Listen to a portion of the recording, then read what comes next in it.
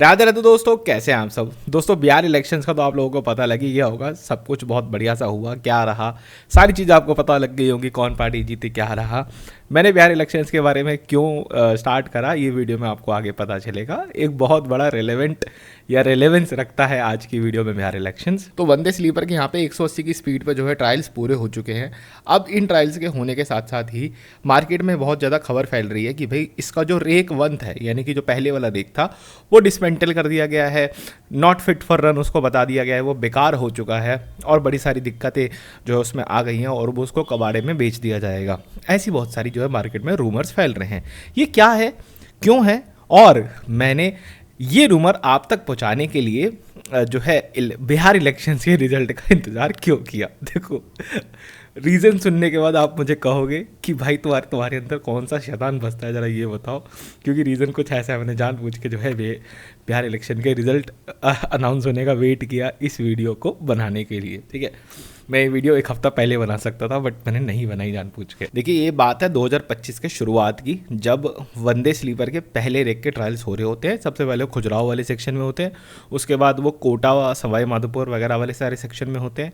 ठीक है, वो हमने देखे, वो मैंने जाकर कवर करे थे, आपको दिखाया था उस वाले पूरे ट्रायल वगैरह के बारे में सब कुछ। उसके बाद हमको ट्रायल होता हुआ दिखा इसका मुंबई से अहमदाबाद के बीच में। उसके बाद ये गाड़ी जाती है वापस आईसीएफ, थोड़े समय आईसीएफ रहती है, फिर ये गाड़ी उठ करके दिल्ली आ जाती है। दिल्ली में शगुर बस्ती के अंदर रहती है थोड़े समय, और अभी इस गाड़ी को जो है वापस भेज दिया गया है वापस आईसीएफ। ठीक है, अभी प्रेजेंट की बात करें तो ये पूरी कहानी चल रही है इसके रेक 2 के साथ में। रेक 2 आईसीएफ से निकलता है, वापस खुजराहो में उसके ट्रायल्स होते हैं, कोटा में उसके ट्रायल्स होते हैं। आज उसके जो है मुंबई अहमदाबाद वाले ट्रायल्स हो रहे हैं, चल रहे हैं अभी वाले ट्रायल्स, और सब कुछ फिर से रिपीट होगा।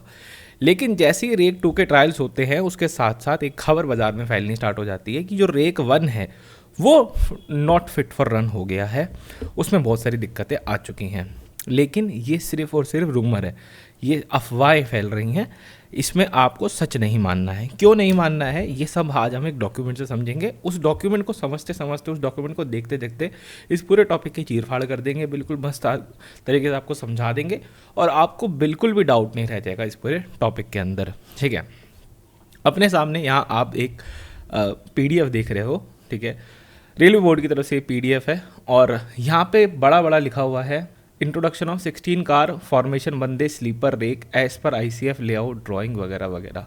मैंने कई सारी चीज़ें इसमें जो है पहले से हाईलाइट कर दी है, जिससे कि मैं आपको एक अच्छे तरीके से समझा सकूं कि भाई हाँ, ये इसमें है, इस तरीके से है। ठीक है, अब यहाँ पे ये लिखा हुआ है, मतलब इसमें क्या क्या लिखा हुआ है, observance of all permanent temporary speed restrictions already in force and और दोस्त that may be imposed from time to time. मतलब गाड़ी जब भी आप 160 पे चलाओगे तो सारे टीएसआर पीएसआर को फॉलो करके चलना है।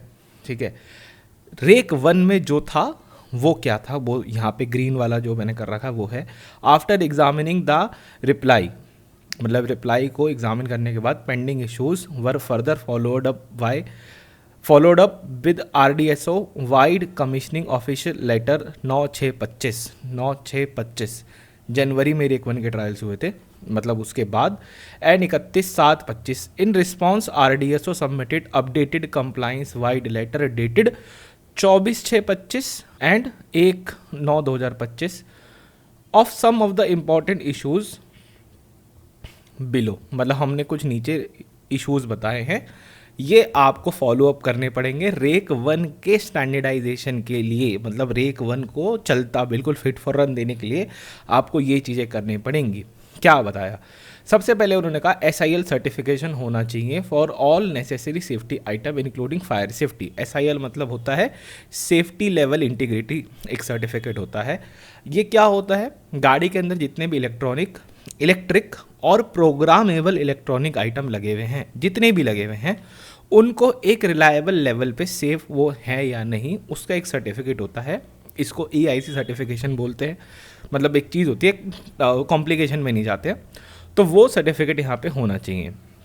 Fire suppression system in all cubicles panel vulnerable to fire due to short circuit train में जहाँ पर भी आपको लगता है आग लग सकती है वहाँ पे फायर सप्रेशन पैनल होना चाहिए। मतलब या तो वहाँ फायर एक्सटिंग्विशर रखा होगा या फिर कोई ऐसा फायर अलार्म बटन वगैरह जिससे वो पूरा सिस्टम, आग बुझाने वाला सिस्टम को ऑपरेट किया जा सके। कवच 4.0 उस पर लगा हुआ होना चाहिए एक ये। उसके बाद उन्होंने बताया रेक 1 के अंदर कुछ छोटे मोटे इश्यूज़ कि ये चीज़ें ठीक होनी बहुत ज़रूरी हैं, जैसे कि issues related to furnishing workmanship at many places in respect of sharp edges. जो बर्थ की एज है, कोना है, वो शार्प है, उसको थोड़ा सा कर्व शेप में लाओ। कॉर्नर बर्थिंग एरिया वगैरह, विंडो के जो कर्टेन उसके हैंडल्स हैं वो ठीक करने पड़ेंगे। पिजन पॉकेट्स, जो सामान रखने वाला पिजन पॉकेट्स होती हैं, वो जो हैं सफाई में इश्यूज़ दे रहे हैं, उसको ठीक करना पड़ेगा। This require further attention for necessary corrective measure in the current rake, also require necessary design improvement in the future rake. तो ये सारी चीज़ें करनी है और फ्यूचर रेक के अंदर आपको ये सब कुछ ठीक करके देना है। तो ये दिक्कत रेक 1 और 2 दोनों नहीं निकलती, तो रेक 1 में ही है, रेक 1 में ही सारी दिक्कतें हैं। तो ये सारी चीज़ें ठीक होने के लिए रेक 1 जो है गया हुआ है ICF में, वहाँ पे ये सब ठीक हो रहा है, ठीक है। ये सब ठीक करके वो वापस आएगा, बस फिर ट्रायल वगैरह ज़्यादा कुछ नहीं होंगे, जो चीज़ें हैं उसके ऊपर RDSO ने चेक देगा एंड दैट्स इट, हो जाएगा। लेकिन इसी के अंदर बहुत सारी एडवांस चीज़ें भी लिखी हुई हैं और मुझे लगता है कि आपसे डिस्कस उसे करना चाहिए। अब देखो यहाँ लिखा है the condition under which rake shall be withdrawn from service. मतलब ऐसी कौन सी कंडीशन है जिनके अंदर आप रेक को मान लोगे अनफिट मान लोगे। ये ऑपरेशन चालू होने के बाद की बात कर रहा है, मतलब कमर्शियल ऑपरेशन चल रहे हैं example.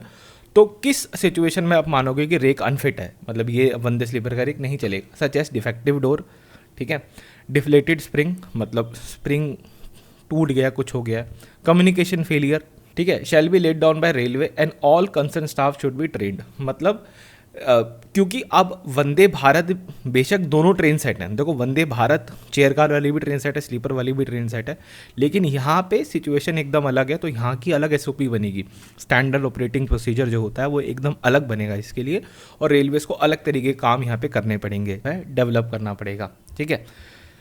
It shall be ensure, मतलब जो ड्राइवर कैब होती है वो अच्छे से लॉक हो, उसमें कोई घुस ना पाए। हाँ जाहिर सी बात है, ये तो आप छोटी मोटी बातें करोगे, ठीक है। In case of emergency to uncouple semi permanent coupler within 15 minutes, necessary tool जो है होने चाहिए, ठीक है। And to be must be made part of driver and guard tool kit. एक बड़ा चेंज आएगा यहाँ पे, ड्राइवर मतलब जो लोको पायलट है और गार्ड है उनके पास ये टूल्स अवेलेबल होने चाहिए कि गाड़ी के रेक को तोड़ सके। ये सब क्यों ज़रूरी है? देखो जो वंदे भारत अभी चल रही है वो सारी शॉर्ट डिस्टेंस पे चल रही है, मतलब बड़ी से बड़ी वंदे भारत भी 12 घंटे के लिए चलती है, वो समझ गए, नागपुर पुणे वगैरह जो है, लेकिन उसको भी साइड रखें तो ज़्यादातर वंदे भारत अपना सफ़र 6-7 घंटे में पूरा कर लेती है ज़्यादातर, तो वो एक बड़ी समस्या नहीं है। लेकिन जब आप स्लीपर वाली गाड़ी चलाओगे जो कि स्ट्रेट अवे 2000-3000 किलोमीटर के लिए चलने वाली है और अगले 24-24 घंटे 36-36 घंटे के लिए उनका सफ़र रहने वाला है, तो ऐसे में ट्रेन की सेफ्टी की जिम्मेदारी बहुत ज़्यादा बढ़ जाती है और हर टाइप की इमरजेंसी सिचुएशन से लड़ने के लिए उस ट्रेन को जो है आपको तैयार करना पड़ता है। अब इसके बाद कुछ बेसिक बातें इसके अंदर लिखी हुई हैं जहाँ मैंने हाईलाइट तो नहीं करा है, बट जाहिर सी बात है मैं पढ़ के ही आपसे चीज़ें बता रहा हूँ। जैसे कि स्टेनलेस स्टील पाइप्स होने चाहिए, BPMR, air auxiliary reservoir, brake cylinder and compressor के, जिसके सारे पाइप्स अलग अलग दिखें, ठीक है। सूटेबल टेम्परेचर होना चाहिए, जो कि अगेन बेसिक सी बात है, इसमें ऐसा कुछ खास भी नहीं है। यहाँ एक और चीज़ बताई गई है कि regular announcement shall be made through public announcement system informing all passenger other than passenger to disembark from the train before. मतलब कि एक अनाउंसमेंट रेलवे में भी होती है, आपने देखा होगा, और ट्रेनों में, राजधानी वर्जन में, सब में होती है कि यदि आपकी ये ट्रेन नहीं है, मतलब आप इसमें नहीं जा रहे हैं, यदि आप किसी को छोड़ने आए हैं तो कृपया नीचे उतर जाएं, गाड़ी में ऑटोमेटिक डोर लगे हुए हैं, वो वाली अनाउंसमेंट की बात हो रही है कि वो होना चाहिए। और अनाउंसमेंट जो है 3 भाषाओं में होगी, हिंदी, इंग्लिश, रीजनल के अंदर। ये सब बेसिक सी बातें हैं। तो ये सारी चीज़ें जो हैं वंदे स्लीपर को रेक को लेकर के हैं कि जो रेक 1 है, जो मैंने आपको चीज़ें बताई, उसके अंदर ये सारी चीज़ें जो ठीक करी जाएंगी। मुझे इस बारे में कोई जानकारी नहीं है कि जो रेक 2 के ट्रायल्स अभी होने हैं उसमें ये चीज़ ठीक हो चुकी है या नहीं हो चुकी है। क्यों? क्योंकि रेक 2 की इंटीरियर की फ़ोटो डिटेल्ड में मेरे पास नहीं है, मैंने नहीं देखी है, और जाहिर सी बात है मेरे इतने बड़े कॉन्टैक्ट्स नहीं है कि मुझे ये इन्फॉर्मेशन RDSO से मिल जाए, ठीक है। तो क्योंकि इन चीज़ों को थोड़ा सा सीक्रेटिव रखा ही भी जाता है जब तक ट्रायल्स वगैरह ख़त्म नहीं हो जाते हैं। तो अभी के लिए हमारे पास ये इन्फॉर्मेशन तो नहीं है कि जो रेक 2 है वो इन सब चीज़ों से ठीक हो चुका है फिर नहीं हो चुका है, लेकिन रेक 1 में ये सारी चीज़ें ठीक करने के बाद वो जो है निकल करके बाहर आ जाएगा। अब बात करते हैं उस मुद्दे के ऊपर जो मैं आपसे कह रहा था कि मैंने बिहार इलेक्शन की बातें क्यों छेड़ी या मैंने क्यों स्टार्ट करा। जब मैंने पहली बार वंदे स्लीपर की वीडियो बनाई थी और मैंने आपसे ये कहा था कि ये ट्रेन बिहार इलेक्शन के लिए नहीं है, ये ट्रेन पटना नहीं आ रही है, क्योंकि उस समय हर मीडिया हाउसेस और हर कोई सिर्फ यही बातें कर रहा था, इवन हर न्यूज़ चैनल यही बात कर रहा था कि ये ट्रेन जो है पटना इलेक्शन से पहले पहले चल जाएगी और ये आ जाएगी।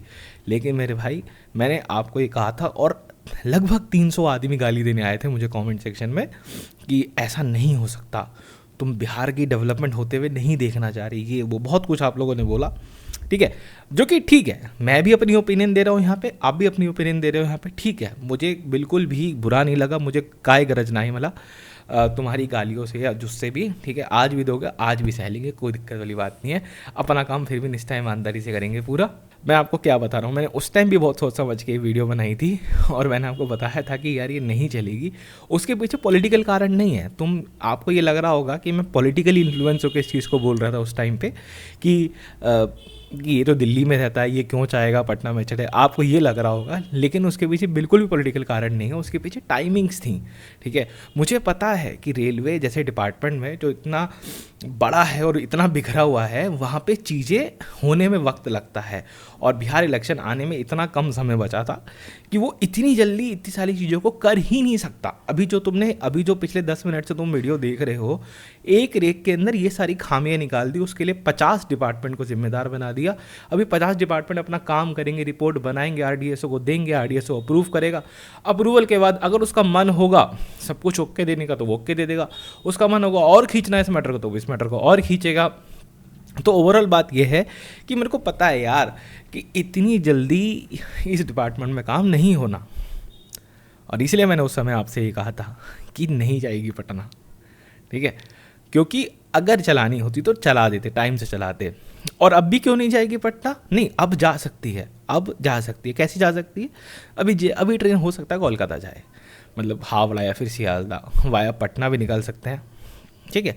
ऐसी पॉसिबिलिटी है क्योंकि मेरे हिसाब से जो रेलवेज दिल्ली से पटना की चेयर कार वाली वंदे भारत चला रहा है दिल्ली से पटना के बीच में, वो अपने 200-150 करोड़ की जो ट्रेन है 16 कोच वाली स्लीपर रेक, इसको ना दिल पे मत लेना, इमोशनल मत होना मेरी बात से, ठीक है। लेकिन ये सच है, पैसों की बर्बादी होगी दिल्ली पटना चलाने में।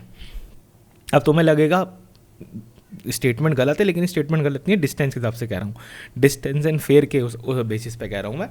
दिल्ली मुंबई चलाना वायबल, दिल्ली कोलकाता वाया पटना चलाना वायबल, कोई दिक्कत वाली बात नहीं है। दिल्ली से पटना 1000 किलोमीटर के लिए चलाना, या दिल्ली पटना भी नहीं बोलूँगा मैं, इसको बोलूँगा अगर रेलवे इसको 1000 किलोमीटर के लिए चलाता है, सिर्फ 900-1000 किलोमीटर के लिए, वो वायबल नहीं होगा, ठीक है। इसको रेलवे चलाए 1300-1500 किलोमीटर के लिए, कंप्लीटली वायबल होगा बहुत अच्छे से, ठीक है। चलो इस वीडियो में इतना रखते हैं, मिलते हैं एक और वीडियो में। एंड प्लीज़ जितनी गालियाँ देनी है देना मुझे कमेंट सेक्शन में। राधे राधे।